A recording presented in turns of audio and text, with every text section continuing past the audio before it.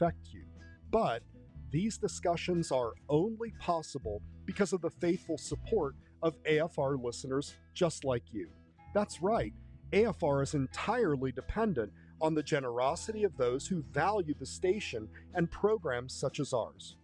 Without it, there wouldn't be an Ancient Faith Today Live. There wouldn't even be an Ancient Faith Radio. If you're not already doing so, would you please consider giving to AFR? All you need to do is go to ancientfaith.com and click on Donate in the upper right-hand corner. Partner with us and become an Ancient Faith donor today. Be a participant in this vital ministry that has impacted the Orthodox world like no other. Thanks in advance, and may God bless you for your ongoing support.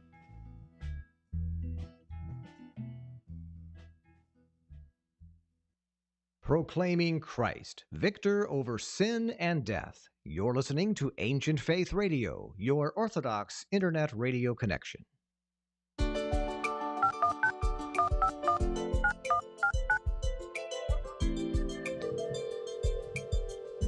This is Ancient Faith Today with Father Tom Soroka, a weekly live call-in show addressing the issues of our day from a distinctly Orthodox perspective.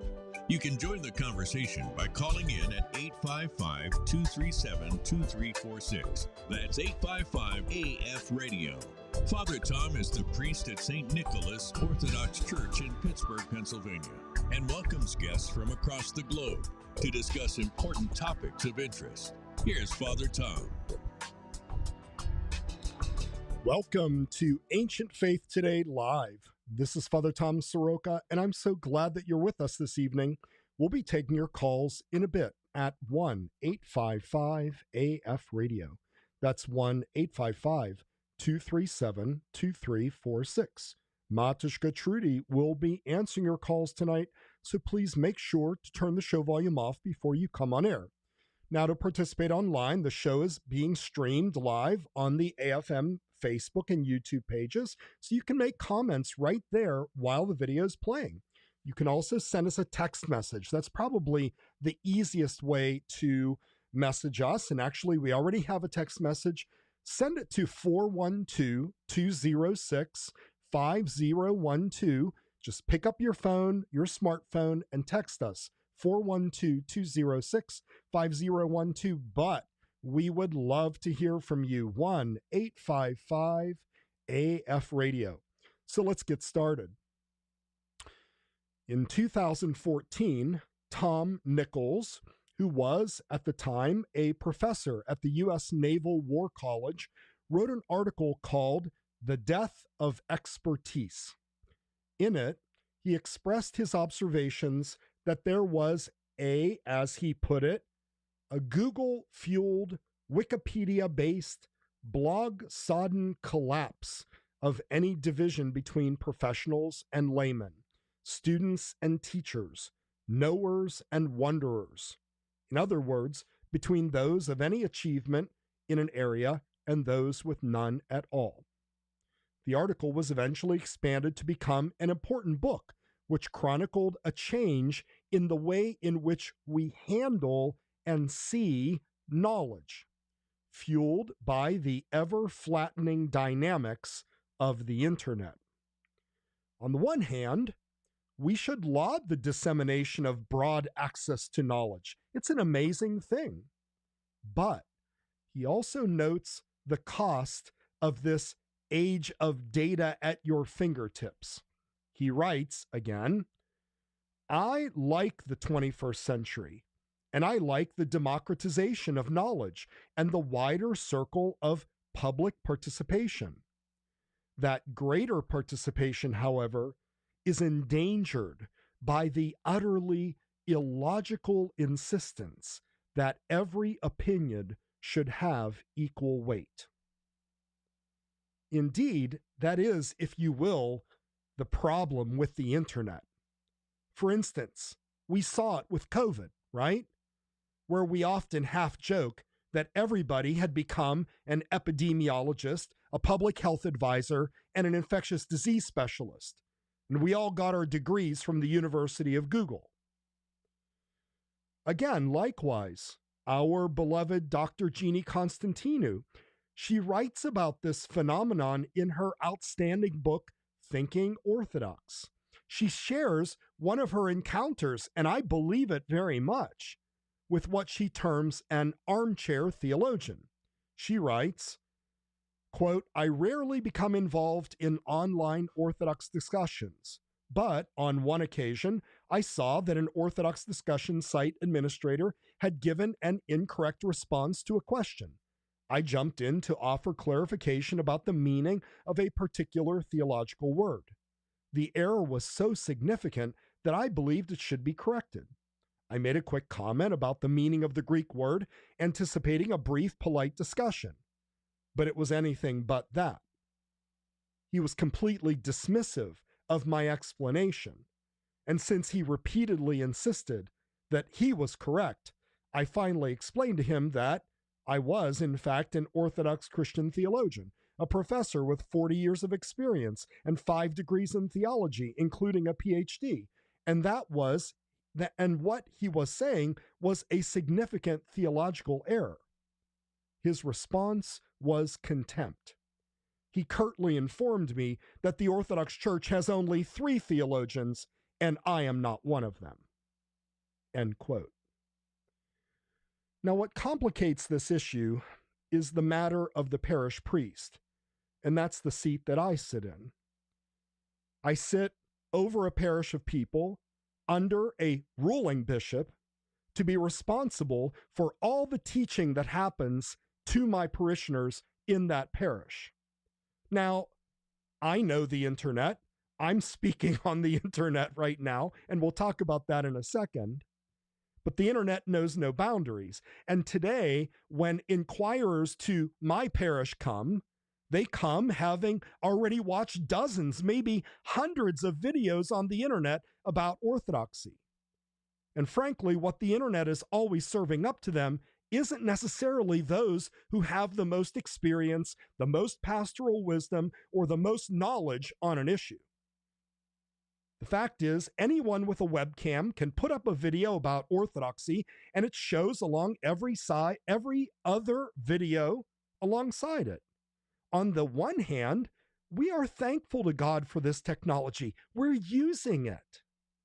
But on the other hand, frankly, for parish priests, it can become a headache because we have to untangle some pretty strange ideas that get planted into the head of an inquirer or a catechumen. So that's why I've invited tonight my good friend, Father John Parker.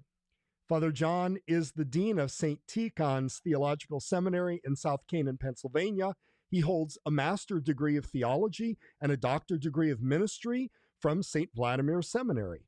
He's a convert to the Orthodox Faith from the Episcopal Church. He was received into the church, the Orthodox Faith, at Holy Ascension Orthodox Church in Mount Pleasant, South Carolina, and later became the rector of that wonderful community.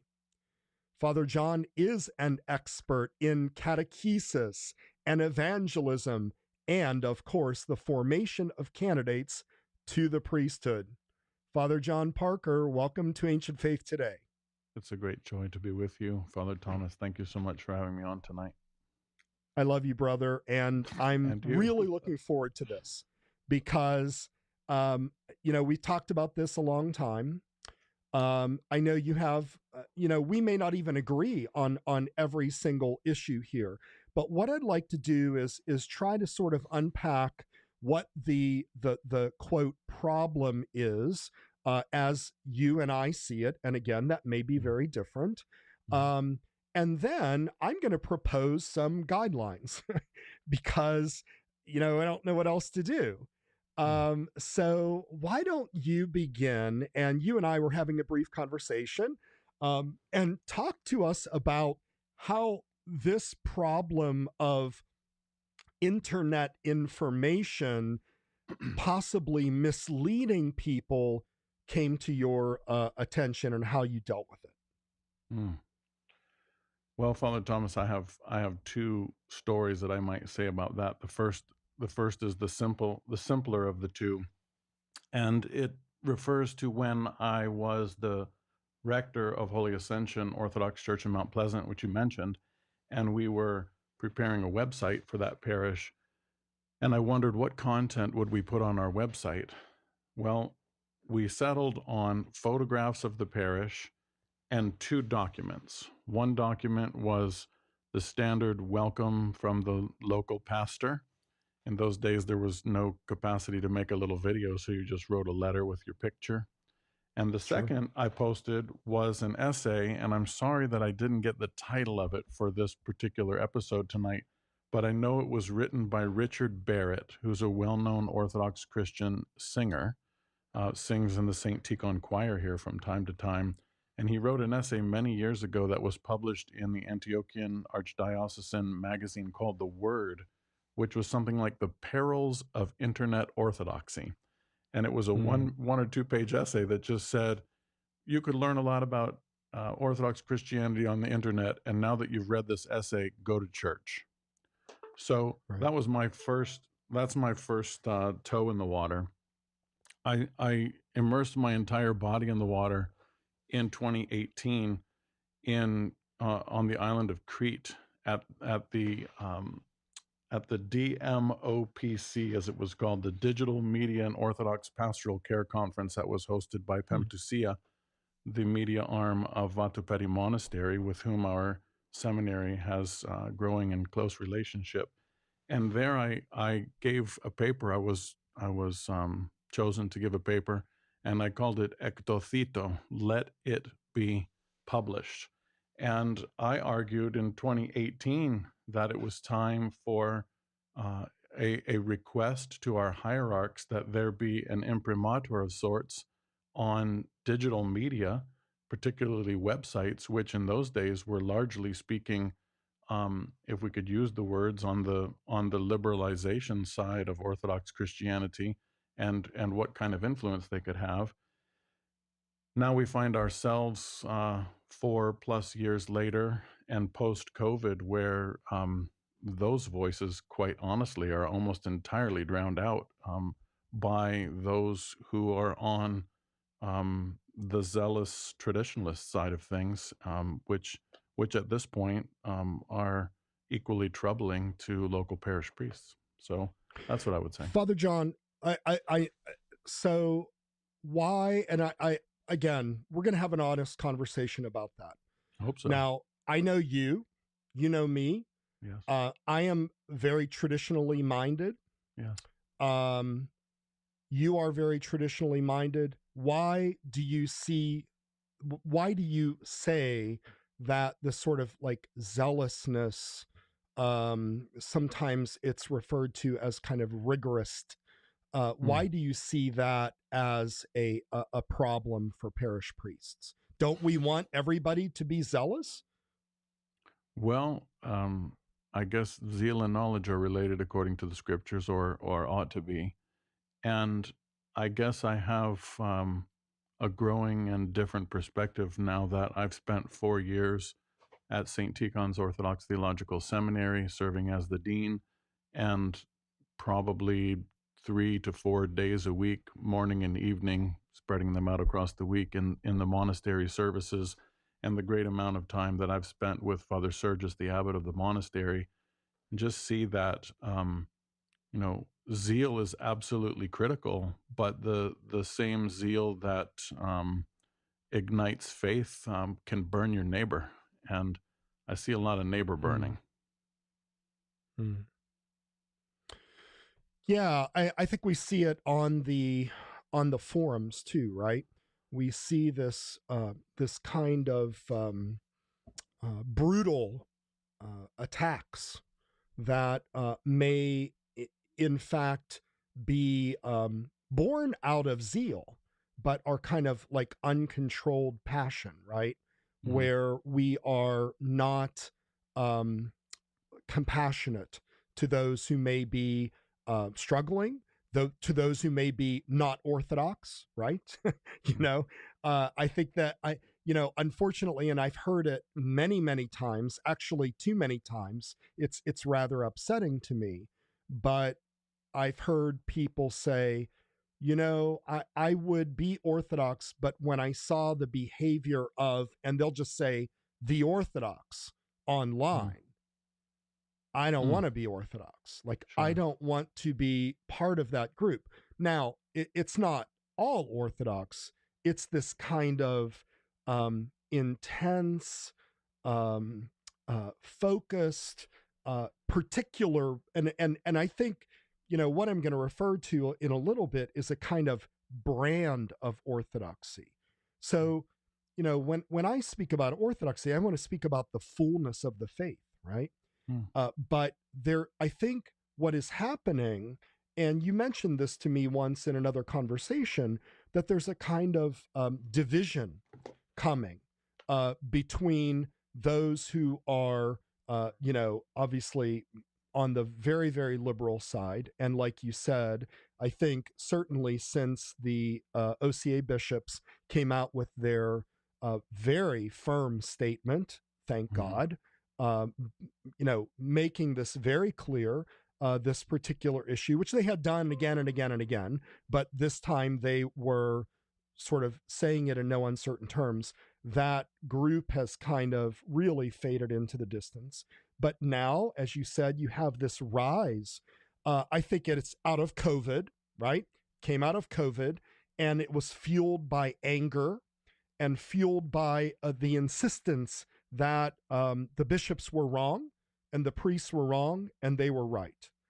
But it's wrapped up in a kind of this is true orthodoxy package. So, I think we're at, unfortunately, a kind of a dividing point here where parish priests have to be able to lead in their parishes in a way unhindered by voices outside of the parish that are pulling people away and pulling parishes apart. All right. So, Father John, here's what I want to do. I would like to, and again, let's remind our listeners, 1-855-AF-radio.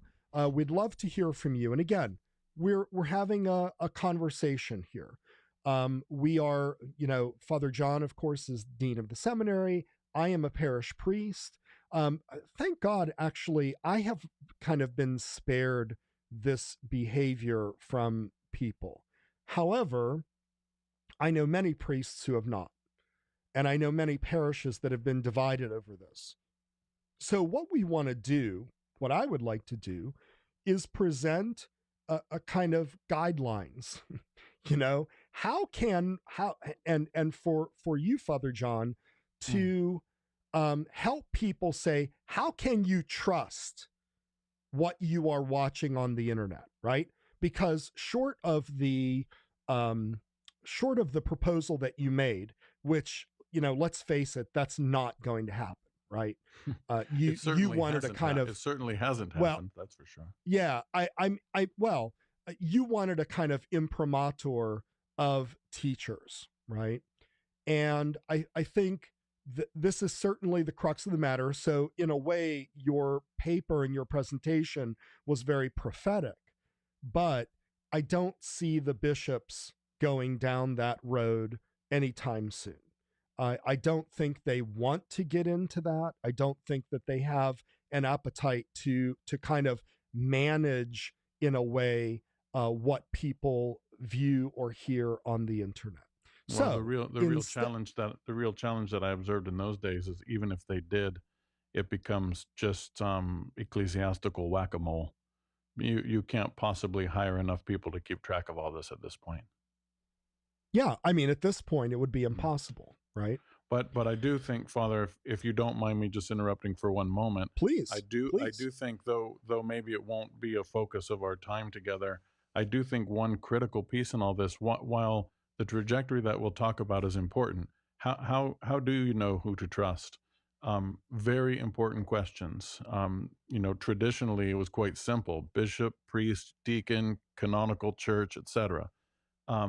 But at this point, we also have to teach all of our people discernment, and quite honestly, it'd be wise to get people off the internet as fast as possible. And catechumens, Well, especially, for example. I mean, the truth is now people come to Orthodox parishes. You know far better than I. I've not been in a parish for 4 years as a parish priest. People are coming in droves to the Orthodox churches. It used to be that they had already read a book, maybe 2 books, 3 books, possibly 4. But now, as you mhm. mentioned, they've been down every rabbit hole on the internet, watching every video and teacher. And oftentimes the first question isn't, tell me about what's a Kentuckian. They want to know more like, what's a toll house? Um, and we need Right, we right. need to help people when they come to our churches have the capacity to stop up their eyes and open up their ears. And as St. John Chrysostom said in one of his catechetical homilies, to let the church's teaching echo in your ears and in your souls. And right now, as you've noted, even the inquirers and catechumens come as teachers, and that's just sorry, it's just backwards. Yeah. Can we talk about that just a little bit in terms of the problem of sort of ecclesiastical authority? I Yes. think that there's an element here, right? The element of certainly, again, I hate to keep referring to COVID, but I think COVID has driven a lot of this. COVID has engendered a distrust of authority. Not that Mm. it wasn't there before, but now it's in hyperdrive, right? Well, So, along with, if I may add, one common phrase that I hear all the time now is, "I have to do my own research." The problem is that many people don't actually know how to do research. Formerly, research was reserved to those who had actually gone up through all kinds of training in order to get specialist training in things.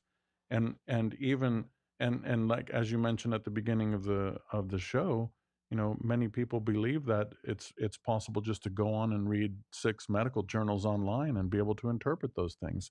That's a problem of exegesis. It's just exegesis of medicine instead of exegesis of the scriptures, but it's still the capacity to interpret. right, right. Yeah. Yeah, I think, the issue here is that we, on the one hand, we are really blessed with the ability to disseminate information very quickly. But the one thing that I wanted to bring up, you brought up, it used to be like in the days before the internet, and maybe even at the beginning of the internet, people would have read some books, right? And now, of course, we have an explosion of books too. However, um, kind of tell us about what you see as, and I'm going to give my take on this.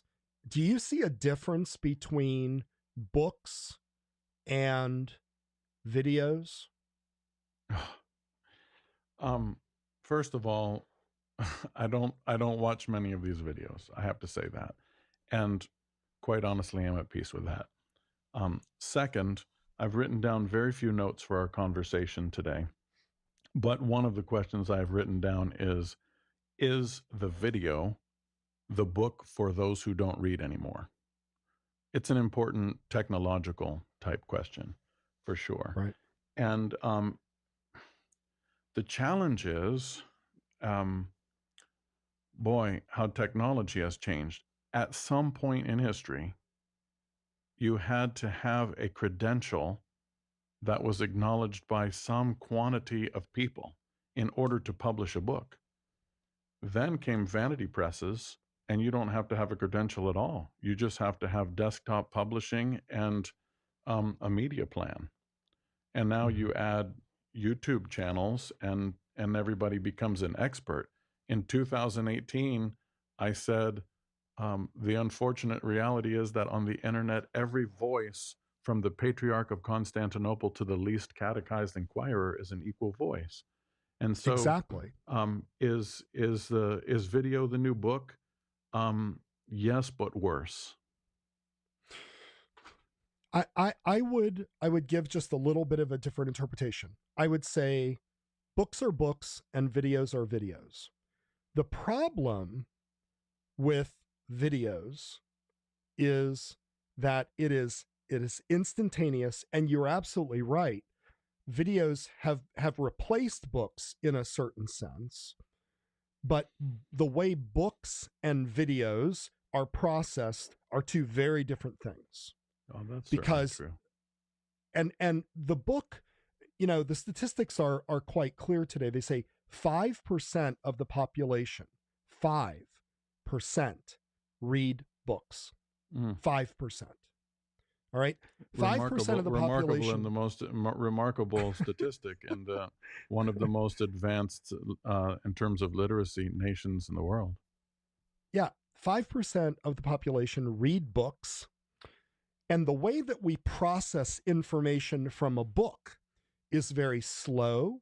It's very thoughtful. And the way that we react, or the way that we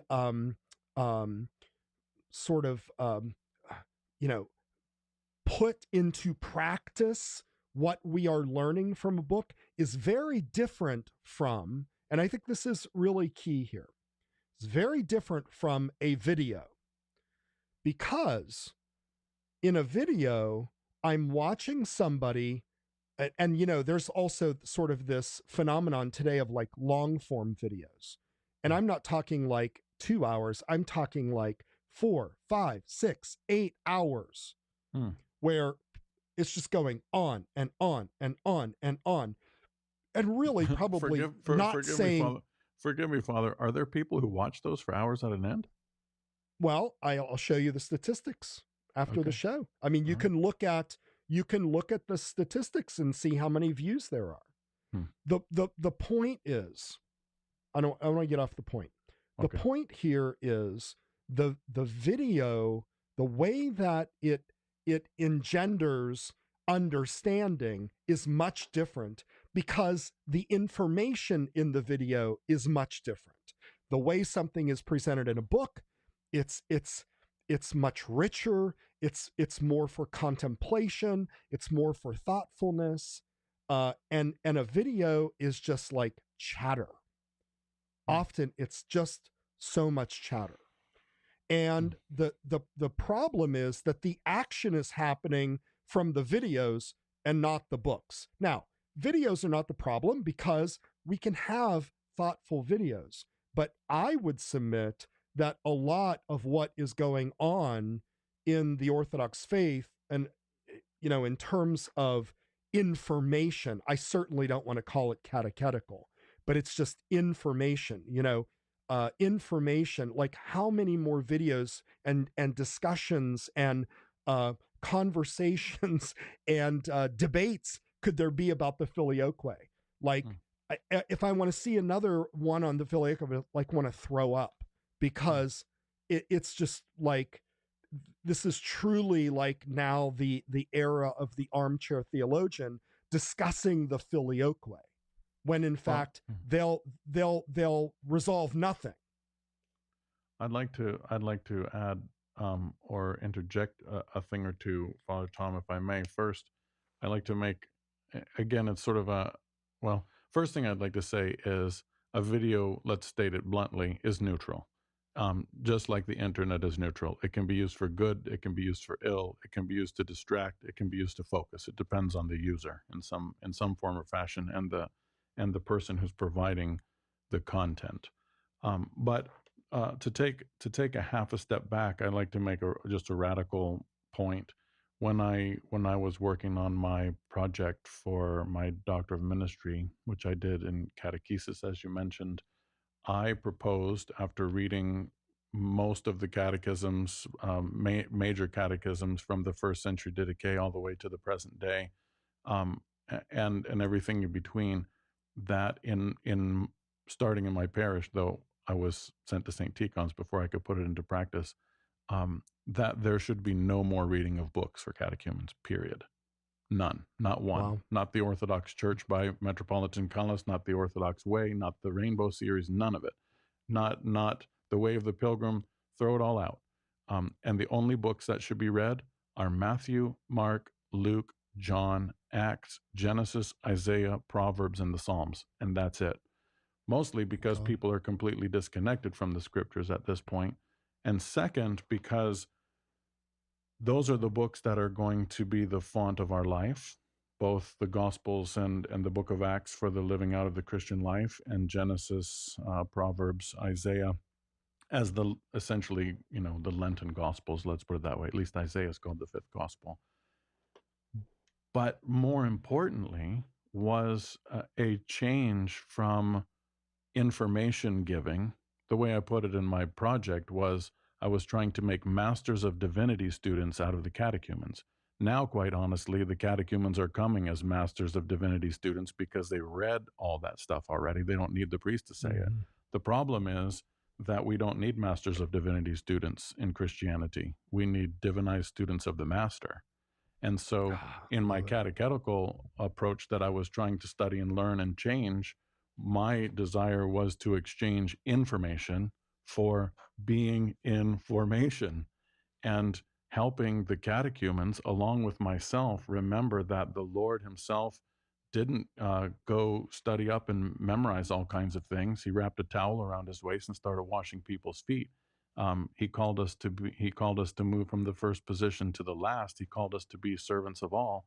And so catechesis was not reading X, Y, or Z book or watching X, Y, or Z's videos on the internet. It was scrubbing the toilets in the parish church bathroom every single weekend.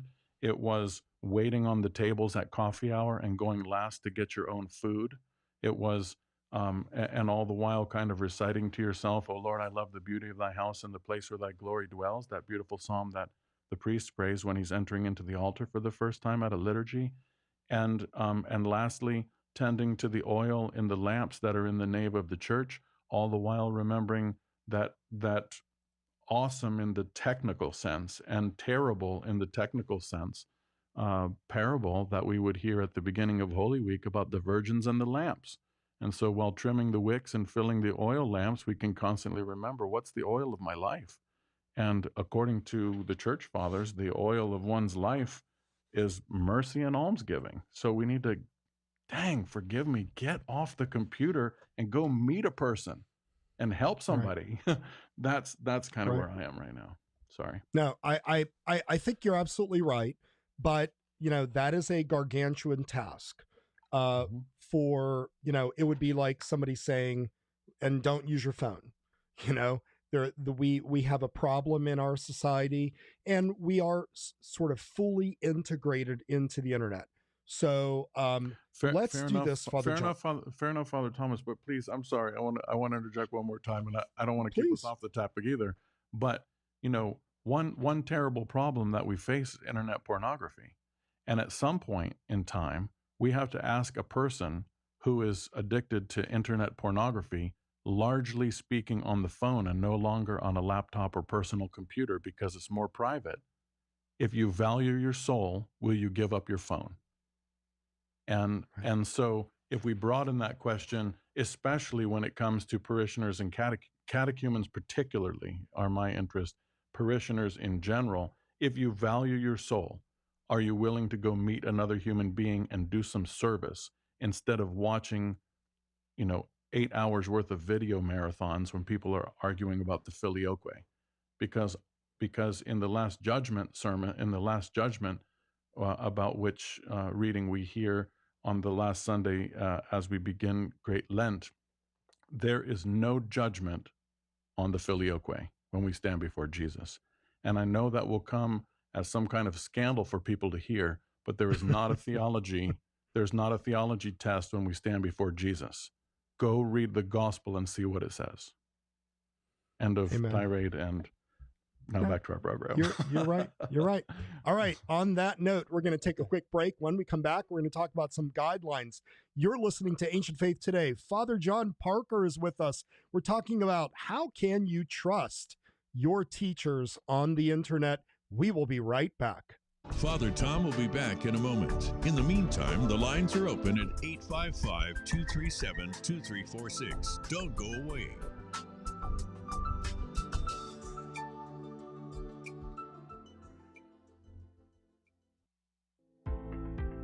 Do you love to listen to podcasts on Ancient Faith Radio? Maybe you wish that you could help to make a podcast episode accessible to those who are hearing impaired, but you can't afford to sponsor a transcription. If so, and you love to type, here's an opportunity for you to consider. AFR welcomes volunteer submissions of transcribed podcast episodes. You'll find a list of episodes that have already been transcribed at ancientfaith.com/transcripts. At the bottom of that page, you'll find a link to the PDF of a transcription style guide that will help you to prepare the transcript in a way that will be most helpful to the community. Thanks in advance for helping Ancient Faith Radio to become more readily accessible to those who are hearing impaired. Thanks in advance for helping Ancient Faith Radio to be more readily accessible to those who are hearing impaired. Again, that's ancientfaith.com/transcripts. Thank you. We're back with Ancient Faith Today and Father Tom Soroka. Give us a call at 855-237-2346. Here once again is Father Tom. Welcome back. You're listening to Ancient Faith Today. We're talking about trusted teachers, and we were just going to get into this conversation, Father John, about guidelines.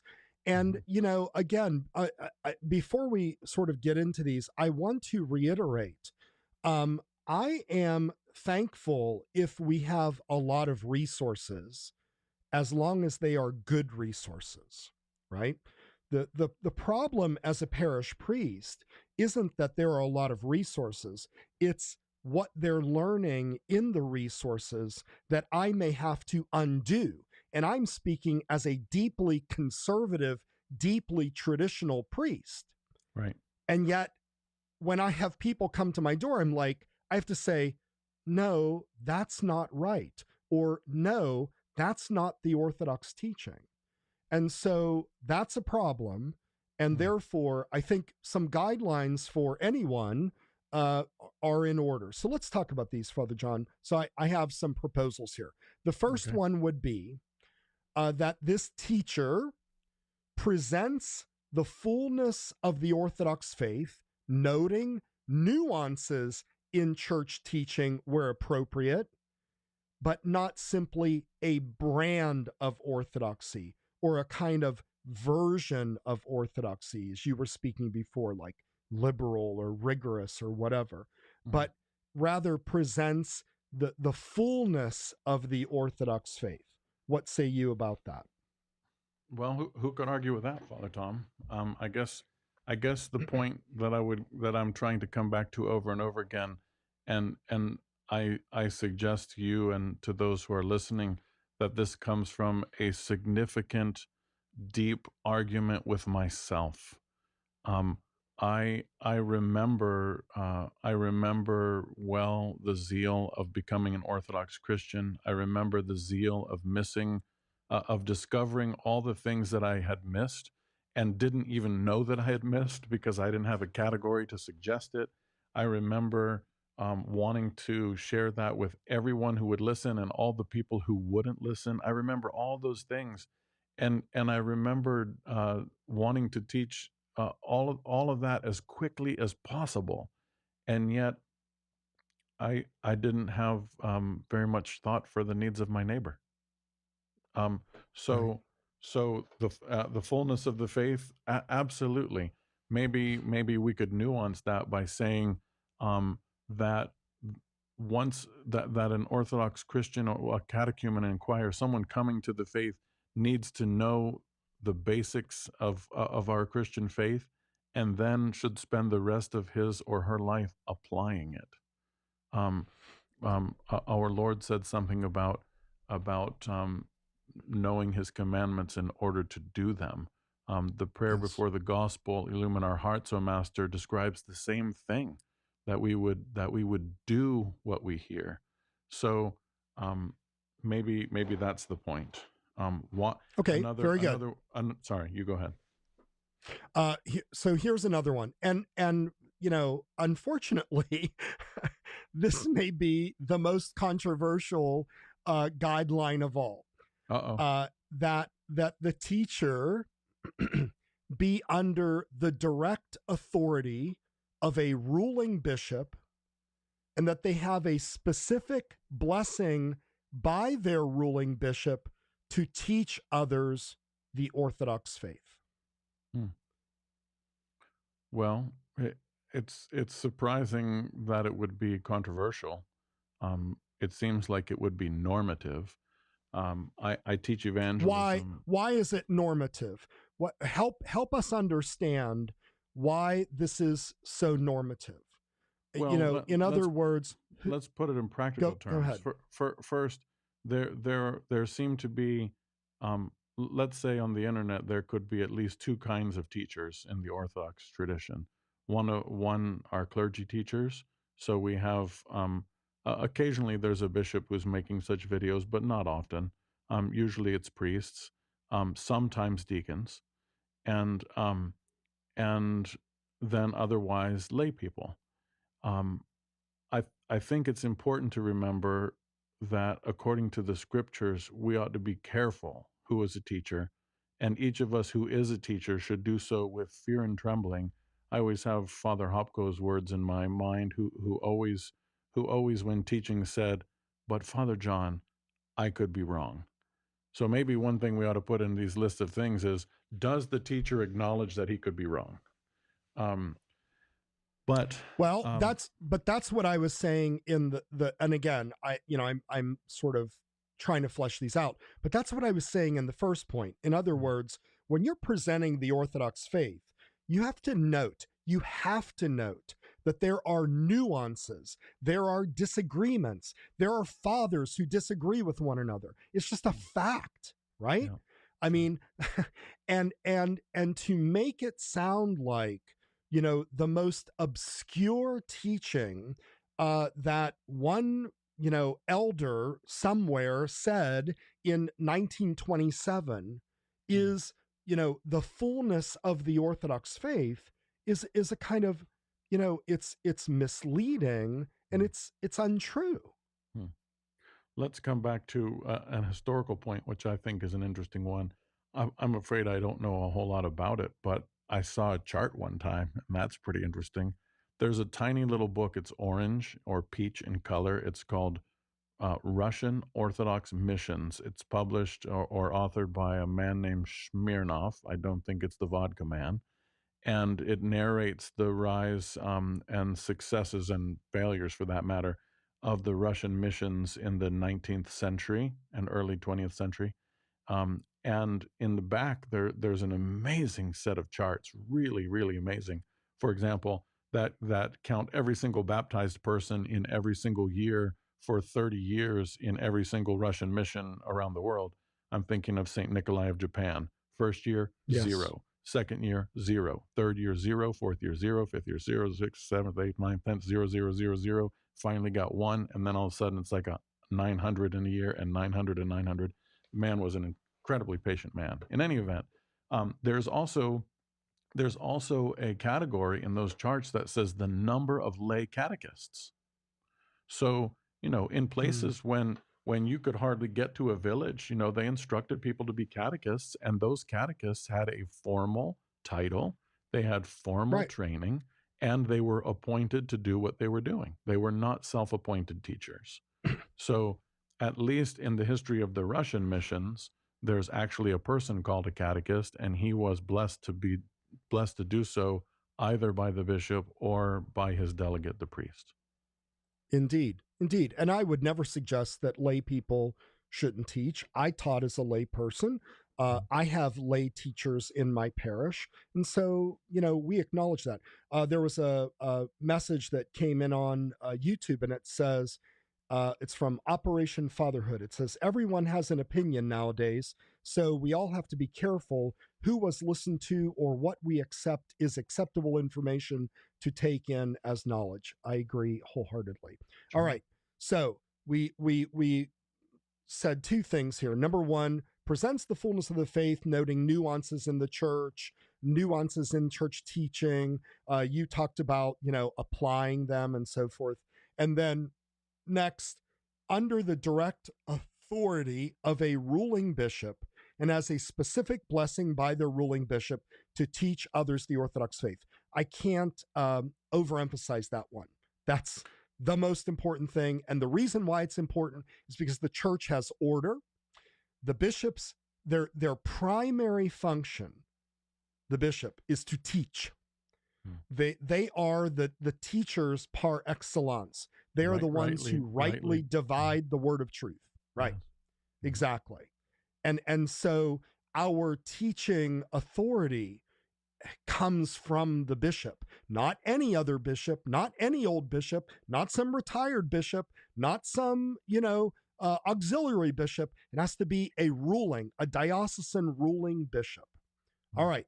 Here's another one. And I think this one requires more introspection from the learner. And it says that the teacher doesn't say simply what agrees with your point of view, whether it be political or otherwise, but challenges you with the Orthodox truth without reference to any political point of view. And the reason why I say that, Father John, is, and again, I confess I love politics, but I have to be very careful that my politics aren't driving my faith, that my faith is driving my politics. Are you seeing this problem? We don't tend to see that dramatically at the seminary at this point, thankfully. Is that what you mean? What about in lay people? Probably, I would say sure. I mean, again, I don't see the day-to-day in the same way that you do, being largely here, and my visits are on weekends to parishes and so forth. But to be sure, politics, especially in our day, are large drivers, and we, sheeps and goats and Republicans and Democrats and liberals and conservatives and innovators and, well, let's say ecumenists and traditionalists, like all of those seem all to fall on their, popular dividing lines. That's not particularly helpful. No, but also I think that we know, on the one hand, politics has become a new religion. But for those who have religious sentiments, that doesn't mean that they are apolitical. It can mean that they can allow their politics to drive their faith instead of the other way around. Maybe it's also fair to observe, Father Thomas, that what you're describing, I don't know what it's like in another country, because I was not raised in another country, but here, American religion takes a particular form, and that particular form is there's a belief system for everybody's already established points of view.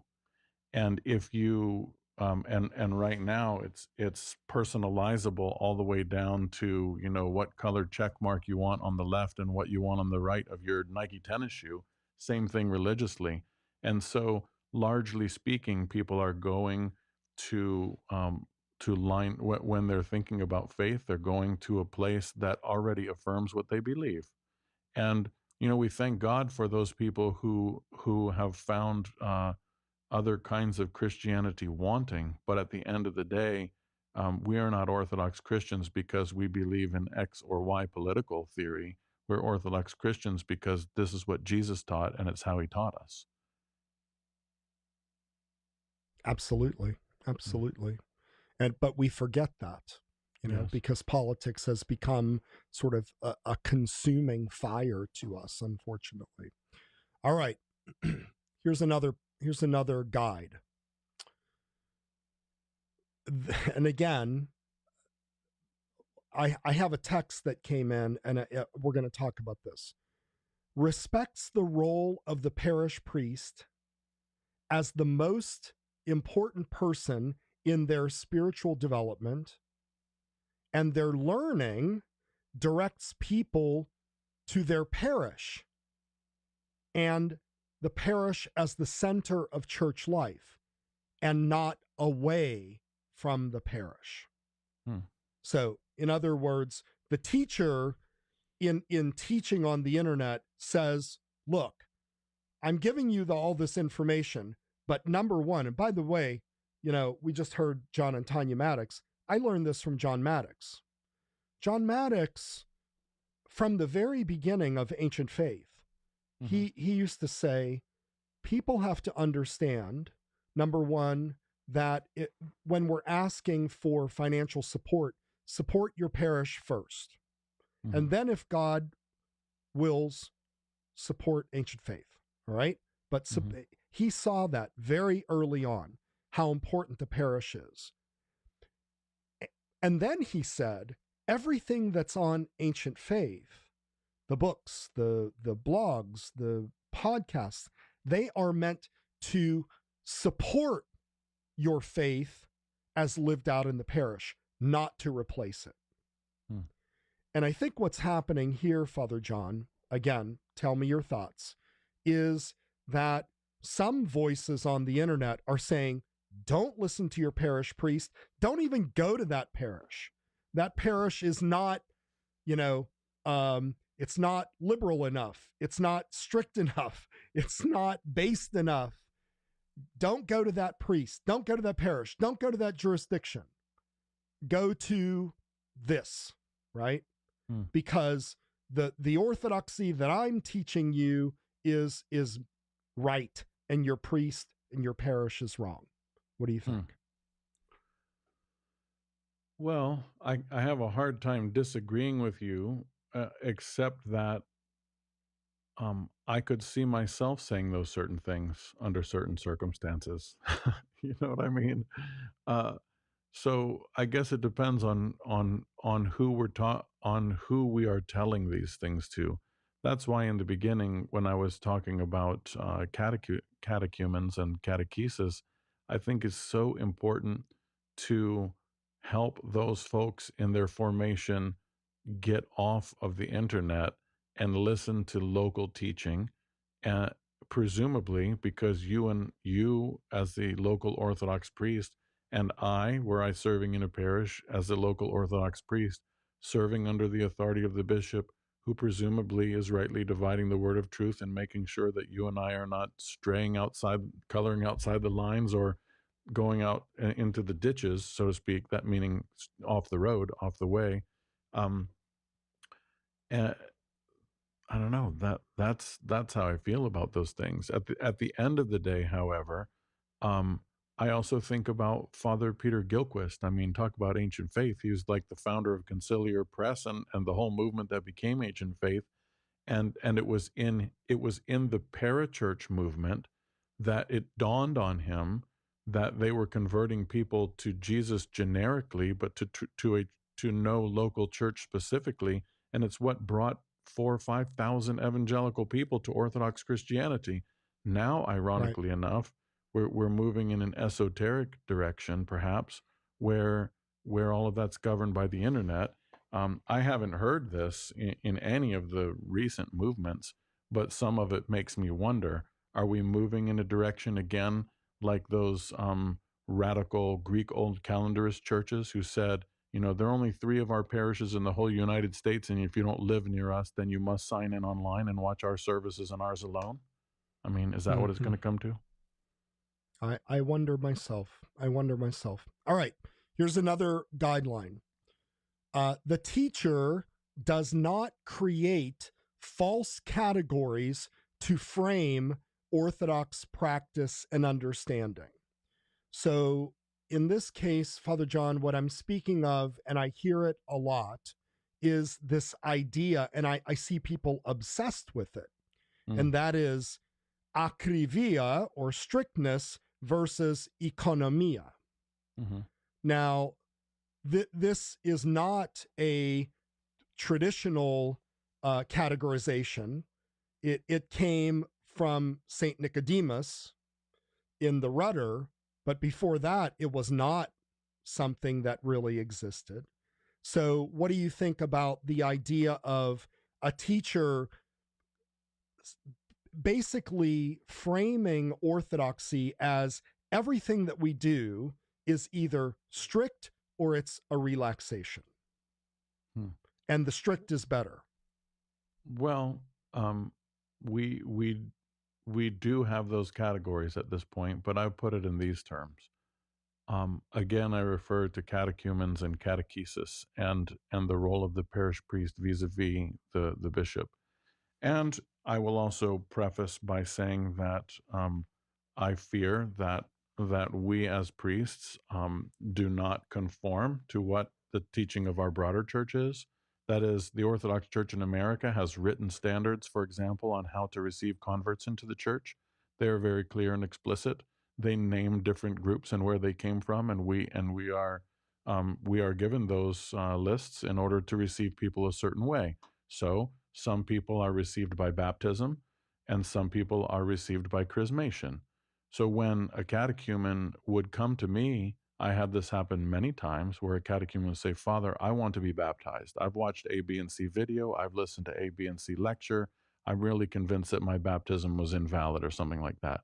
I say, "Well, present me with the papers from the church that you came from, and I will do what the bishop says." And they say, well, no, the documents of the OCA would say that I would be chrismated. And I say, well, then you're going to be chrismated. And they would leave. And I would say, that's fine. But if you're going to leave, don't come back. Because our bishops have ruled that this is how we do it, and you don't have to be scrupulous about that. And the person being received doesn't get to be the boss of the church. Acrivia, economia, like as it relates to baptism, it's quite simple for us clergy. And I would issue a request to our brethren, please follow the guidelines of the Orthodox Church in America. You'll make it easier for all of us and not more difficult. On the other hand, go ahead. But by the way, and we did a whole show on this, those guidelines on reception were not created out of thin air. No, and they weren't created out of economia either. And that's the kind of lie that is told about that. Right. So I guess as respects economia and acrivia, I think I would say the following things. Number one, if we're going with the strict rule at all times, eventually there'll only be one person in that church. Eventually. And so remember that that the sacraments are for our salvation, and that economia, so called, is intended to help the individual sinner find Jesus. Right. Where strictness in some circumstance might kill. Yes. All right. Couple more. Okay. Number one, the teacher that is presenting on the internet should not consider themselves to be unique or have a superior understanding or be a voice in the wilderness against what they consider to be worldly Orthodox who are doing it wrong. Will you say that one again, please? That the teacher should not consider himself to have superior understanding or consider themselves to be a voice in the wilderness, or that they have a unique understanding of the church against what they consider worldly Orthodox who are doing it wrong. Well, curiously enough, according to my my missions professor, Father Gregory, who taught us evangelism in the Doctor of Ministry program, he's a priest in the Greek Orthodox Archdiocese, did his doctoral work on various monasteries and their evangelistic relationship to the United States of America, expressed that his research led him to conclude that there's a whole series of monasteries that were established particularly for that point in our country. So that's a problem.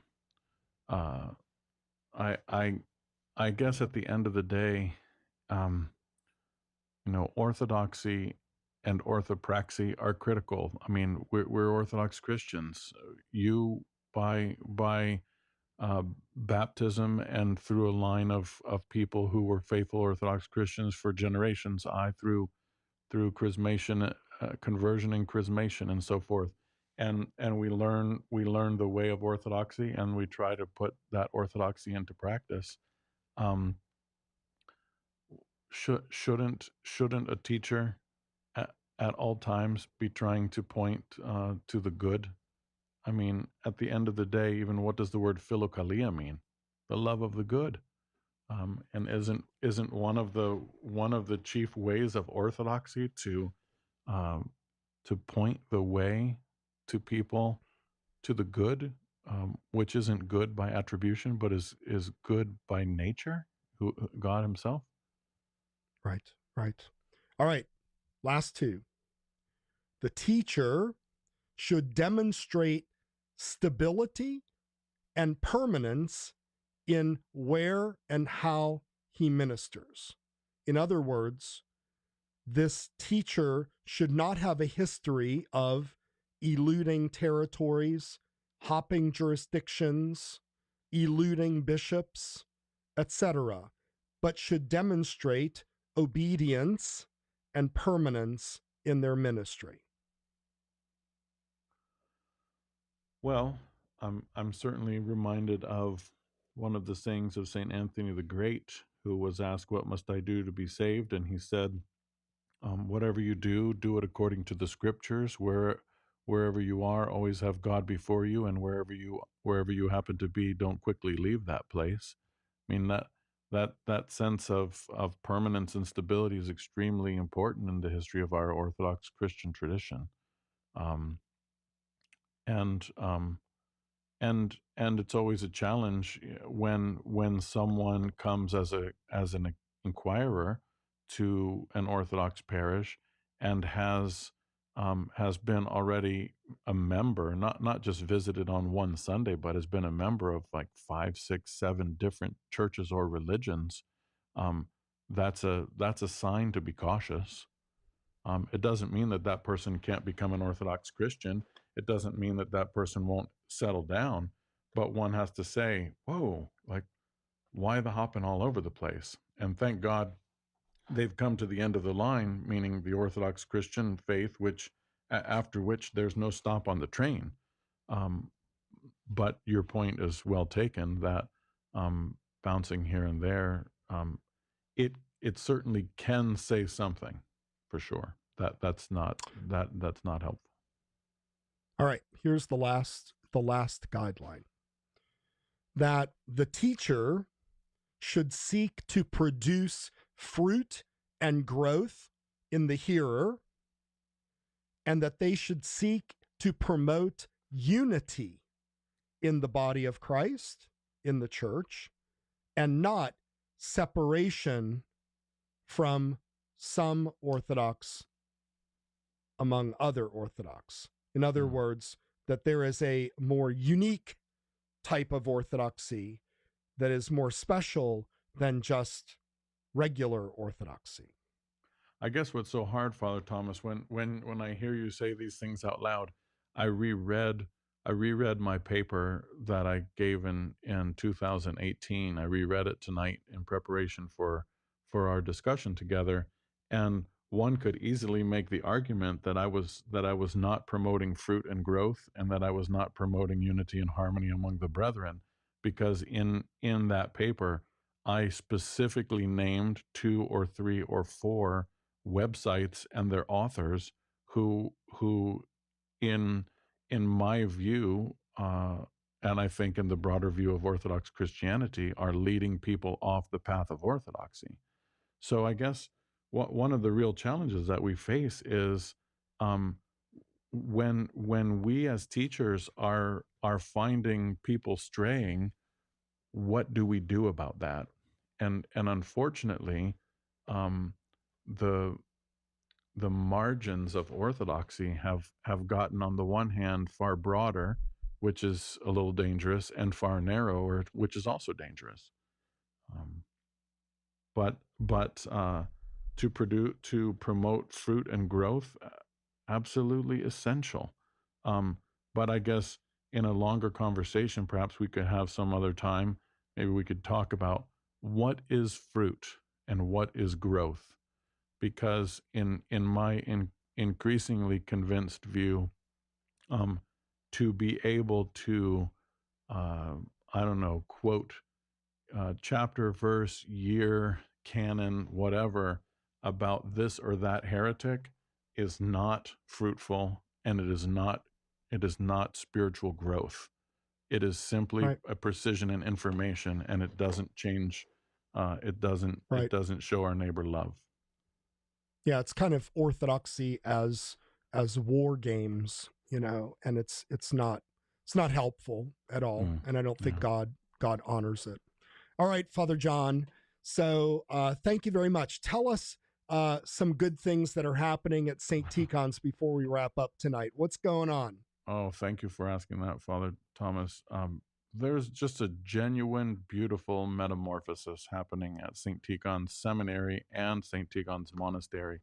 On the monastery side, Father Sergius, who is just the most humble and serious and yet light-hearted Christian that I've ever met, inspires us just by being with him.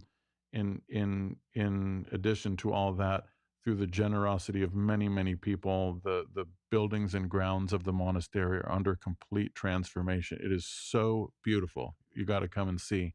On the seminary side, where I live and serve, we are finishing our semester as we speak. Thursday is the last exam and paper day. We have 40 tremendous students from all kinds of walks of life. Everything from a man who was a garbage man and came to seminary to a man who was a Navy SEAL and everything in between.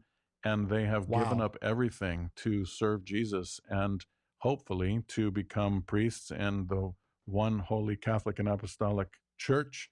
And it's just beautiful. It's beautiful to hear their stories. It's amazing to see the smiles in the context of the struggle of seminary.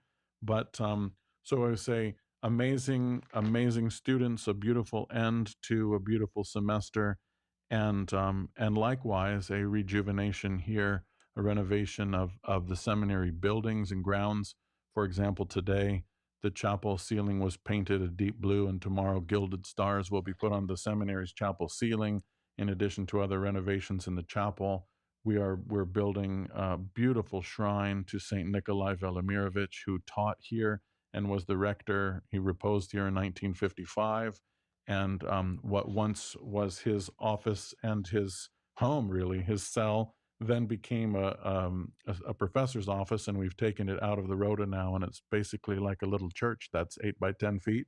And so we're extremely blessed to be so influenced by Saint Nikolai Velimirovich. It's just beautiful.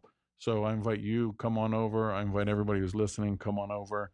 And it would be important for me to add, every capable man, please hear the call of the Lord. At least a deacon is the way Archbishop Michael says it. Every capable man, at least a deacon. And brothers in Christ, having some stability in the parish and feeling of vocation to serve the Lord in some way, please consider what it might be to offer your life in service to Christ in ordained capacity. Thank you, Father Thomas. I'm gonna ask you. I really apologize. Uh-oh, I'm did you so just sorry. mute me? Did you mute me? No. I muted myself, which is no. much better for the audience. Well, maybe But so. I promised that I was going to get to these text messages, and we were going, and I forgot them. Can you give me 5 more minutes of your time? I will give you as much time as you can bear. Whatever you want. All right, let's do this. So we had a couple of text messages come in, okay. and one of them is a little bit of a loaded text message. However, let me just sort of summarize it. And it says, The premise of this episode is that anyone with a webcam is a reliable, can be a reliable teacher. I would like to present the tables turned argument as a question and a response to Father Thomas Soroka and Father John Parker. Mm-hmm. Maybe we wouldn't need webcam teachers of the faith if we had reliable catechetical clergy. And then he names a jurisdiction. Maybe we need to focus on strengthening the clergy in the parishes and equipping them with the standard catechetical instructions for seekers and catechumens. Now, he says something else here. He says we're deflecting from the problems we have in our own parishes and blaming a particular priest for being quote unquote successful. I would question that, whatever that means, at what he is doing. If we have a standard catechetical instruction from A to Z for the clergy in the parishes to follow, I'm sure there will be far less need for seekers to go out into the jungle of the internet to find answers. For example, we almost lost a potential catechumen at X parish because the priest is of a liberal progressive. And when the catechumens presented Father Seraphim Rose's book, Genesis, Creation, and Early Man, and explained how he read that the church fathers supported the story of creation and of evolution, he was met with condescending catechesis, quote, "You're reading too much into these old calendar extremist right-wing stuff. You need to stop reading that old calendar nonsense because it's going to steer you in the wrong direction." And then he says, that's not the answer you give to a catechumen. You don't start telling catechumens that another jurisdiction is right-wing loonies. Thankfully, he came to our OCA parish before giving up, and our experienced priest was able to help him reconcile all this information. All right. So the bottom line is, would more catechesis, better catechesis, a catechetical program alleviate the problem of these disparate teachers popping up on the internet in 30 seconds or less? I reference my above mentioned comments. I asked my evangelism class, what does it take to become an Orthodox Christian? What is necessary to be an Orthodox Christian? It is not necessary to quote any particular church father. It is not necessary to be able to cite the dates for every single ecumenical council. It is not necessary to be able to discuss the essences and energies and all that sort of stuff. It is not necessary. And so I would say that catechesis is far, far, far simpler than any of us presently is thinking, including probably the one who wrote that message to you. And I would say, what catechesis is necessary to serve your neighbor? What catechesis is necessary to hold the door for a lady? What catechesis is necessary to say, Father, how may I help in the parish? Is it necessary to have YouTube for that? I'd say no. Was that 30 seconds? Yes, that was very good. All right, last text I don't mean to be anti-intellectual, and I am not trying to be anti-information. The point that I'm taking is, if we look at what it took to become a Christian from the first century until probably the 50s, 1950s. So I'm talking about 1,900 years. It didn't involve videos, self-proclaimed teachers, and all that sort of stuff. It was deny yourself, take up your cross, and follow me. That's a pretty simple catechesis. We're making it data driven. Yes. Masters of Divinity instead of divinized students of the Master. Remember that one. Thank you. That was a good one. Last one. To what extent do you think that individualism causes people to believe that every person's opinion is equally valid, and how to change that way of thinking into a more orthodox viewpoint? I would maybe change that to say into a more discerning, understanding. Father Thomas and dear writer of this message, we are, the American person is catechized on you are the everything. I'm the everything. I am the most important person in this world. And unfortunately, of whom I am first, it's going to take me until my dying breath with a great amount of focus to become unimportant to myself. So is individualism, causing a train wreck? Sure, it's causing a train wreck. But individualism is what we capitalize on as Americans. But I dare not need to be anti-American to say that. I could say individualism began somewhere between Genesis 2 and 3. All right, Father John. I hope that's Thank okay, you. I apologize for almost pulling the curtain too soon there, but thanks for hanging on with me and being patient. I appreciate it. Keep up the great work. We love St. Tikhon's, and we love you. It's my joy to be with you. I thank you for this opportunity. For any way that I offended you or anybody else, ask your forgiveness. We're all struggling. We're riding the struggle bus in 2022, but let's pray humbly to God. Let's try to bless others, and let's coming back to strictness and economia.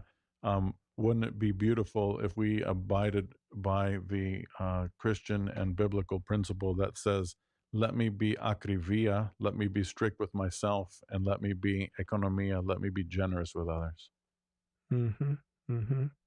Amen. All right. Thank you, Father John. Y'all have a good night. Thank you. Before I share a few final thoughts, I want to offer my sincere thanks to Father John Parker for joining us tonight. Thanks to Matuszka Trudy for engineering the program. And thanks, Matuszka, for hanging in there with us. Our show production assistant, Melissa Graff, for her work behind the scenes, for everybody that's listening in, and for those who will be listening. So I wanted to just read a short passage from James chapter 3. My brethren, let not many of you become teachers, knowing that we shall receive a stricter judgment.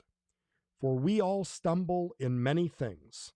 If anyone does not stumble in word, he is a perfect man, able also to bridle the whole body. Who is wise and understanding among you? Let him show by good conduct that his works are done in the meekness of wisdom. But if you have bitter envy and self-seeking in your hearts, do not boast and lie against the truth. This wisdom does not descend from above, but is earthly, sensual, demonic. For where envy and self-seeking exist, confusion and every evil thing are there. But the wisdom that is from above is first pure, then peaceable, gentle, willing to yield, full of mercy and good fruits, without partiality and without hypocrisy. Now the fruit of righteousness is sown in peace by those who make peace. Remember to like us on Facebook at facebook.com/ancientfaithtoday. Share out our program after that's posted. Give us your feedback and contact us with any ideas or topics that you might want to hear about. Join us next Tuesday evening for another edition of Ancient Faith Today. Good night, everybody.